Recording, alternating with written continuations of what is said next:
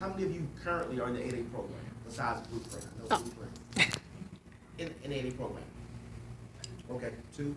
How many of you thinking about going 8A? Perhaps. Okay, all right. So I'll kind of hit right in the middle. 8A program, it's a 9-year program. Your first 5 years of what's called the developmental stage, where you can leverage the first 5 years. It's developmental because we're not going to count if you're not receiving any non-8A revenue. One of the problems with that, though, is people utilize the 8A program as a dependency tool. It's not a dependency tool. You should leverage it. In other words, if you have non-federal 8A work, you need to maintain that work, because after 9 years, if all of your 8A contracts have been dependent on 8A, then after 9 years, you graduate, you may even be out of business.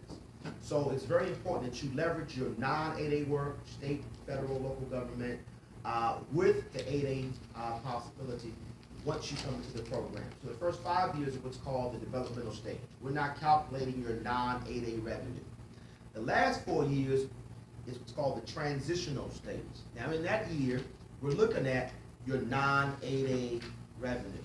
So let's say the first year, the transitional target is 15% of all of your revenue has to come from non-8A revenue. Why? Because we're trying to wean you off of depending totally on the 8A program for your revenue.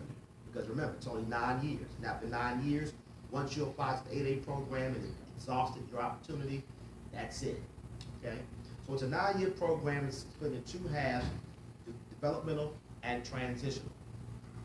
Once you come to the program, you'll get a business opportunity specialist such as myself. We're going to help you with some of the 7J training, perhaps depending on where you are.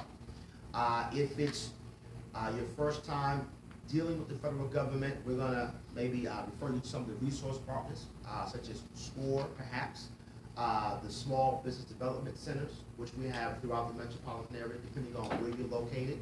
I prefer the Small Business Development Center in the George Mason campus, the procurement and technical place. Everything is a one-stop shop. It's a great place to go and to get engaged on. Maybe if you want to apply for another set-aside program, you can learn about other industry days that they perhaps may have there.